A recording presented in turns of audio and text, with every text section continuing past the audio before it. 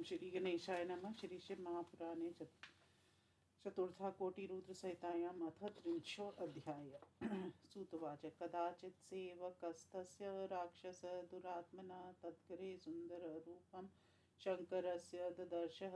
तस्मै निवेदितं राज्ञे राक्षसानां यथार्थकं सर्वं च तच्चरितं तेन स कौतुकमथाद्भुतं। राजापि तत्र चागत्य राक्षसानां स दारुका विह्वलसबल शीघ्रं प्रयपृच्छ तं शिवेशं। दारुकवाच किं ध्यायसि हि वैश त्वं सत्यं वद ममाग्रत। एवं सती न मृत्युस्ते मम वाक्यं च नान्यथा। सूतवाच तेनोक्तं च न जानामि तच्छ्रुत्वा कुपितः स वै राक्षसान् प्रेरयामास हन्य राक्षसा अयं तदा कास्ते तदा हन्तु नानायुधरा गता। द्रुतं तं वैश्यशार्दूलं शङ्करासक्तचेतसं तनागतांस्तदा दृष्ट्वा भयविस्त्रस्तलोचना शिवं सस्मार सुप्रीत्या तनामानि जगोमुः। वैश्यपतिरुवाच पाहि शङ्कर देवेश पाहि शम्भो शिवेति च दुष्टदस्मात्रे लोकेश खलहन् भक्तवत्सला सर्वरसं च भवानद्य मम देवत्वमेव हि त्वदधीनस्त्वदीयोऽहं त्वत्प्राण सर्वदा प्रभो। सुतवाच इति सम्प्रार्थिता शम्भुर्विवीरा निर्गतस्तदा भवनेनोत्तमेनाथ चतुर्दारुयुतेन च मध्यज्योतिस्वरूपं च शिवरूपं तद्भुतं परिवारसमायुक्तं दृष्ट्वा चापूजयत् स वै पूजितक्ष। तदा शम्भुः प्रसन्नो हाभवत् स्वयम् अस्त्रं पाशुपतं नाम दत्त्वा राक्षसपुङ्गवान् जघान सोपकर्णास्तान् सर्वान् सघ्नान् द्रुतम् अर्क्षक च स्वभक्तं वै दुष्टाहासि शङ्करा सर्वस्ताक्षं तदा हत्वा वरं प्रदादन्नस्य च अत्यदुत्कर शम्भुः स्वलीलात्स सुविग्रह अस्मिन् वने सदा धर्मा वै सम्भवन्तु च ब्राह्मणा क्षत्रियविंशा शूद्राणाहि तथैव च भवन्तवत्र मुनिश्रेष्ठास्तामसा न कदाचन शिवधर्मप्रवर्तका एतस्मिन् समये सा वै राक्षसी दारुकाव्यया देव्या स्तुतिं चकारासो पार्वत्यादीन् मानसा प्रसन्ना च तदा देवी किं करोमि युवाच हि साप्युवाच पुनस्तत्र वंश मे रक्ष्यतां तवया रक्षिष्यामि ते वंश सत्यं च कथ्यते मया।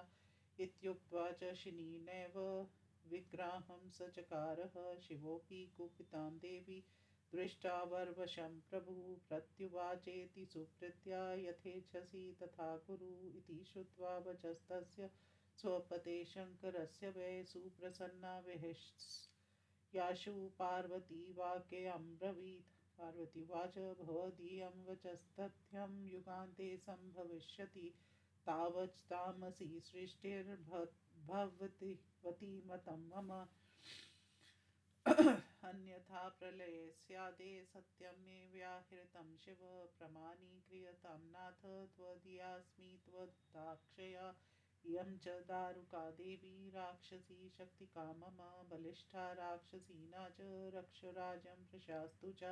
इमा राक्षसपत्न्यस्तु प्रसविष्यन्ति पुत्रकान् ते सर्वे मिलिताश्चैव वने वासाय मे मता। सुतवाच इत्येवं वचनं श्रुत्वा पार्वत्या स्वस्त्रिया प्रभुः प्रसन्नमानसो भूत्वा शङ्करो वाक्यमब्रवीत्। शङ्करोवाच इति ब्रवीषि त्वं वै चेच्चृणु मधुचन् प्रिये स्थास्यामस्मिन्वने भृत्या भक्तानां पालनाय च।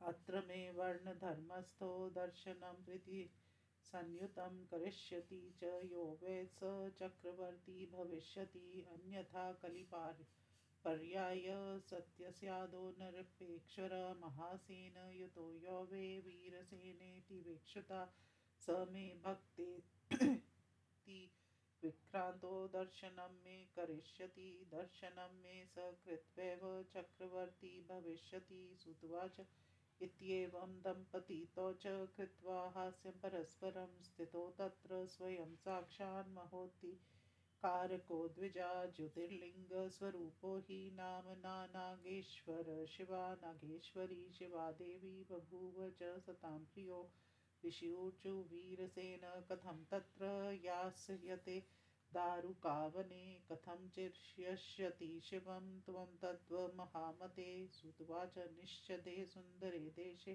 क्षत्रियानाकुले च स महासेन सुतो वीरसेन शैव शिवप्रिय पार्थिवेशाचरणं कृत्वा तपापरं दुष्करं चकार वीरसेनो वै वर्षाणाद्वात् शावधि तथा प्रसन्नो देवेश प्रत्यक्षं प्राशङ्करा कठस्य मास्तिकाय कृत्वा त्रपुधातुविलेपनां विधाय योगमायां च दास्यामि वीरसेनका तां कृत्वा प्रविश्येन नृभिः सह व्रजाधुना तत्तत् सत्वं तत्र गत्वा च विवरे च कृते मया प्रविश्य च तदा पूजा कृत्वा नागेश्वरस्य च तथा पाशुपतं प्राप्य हत्वा च राक्षसी मुखान् मयि दृष्टे तदा किञ्चिन्यूनं तेन भविष्यति पार्वत्याक्षबलं चैव सम्पूर्ण वै भविष्यति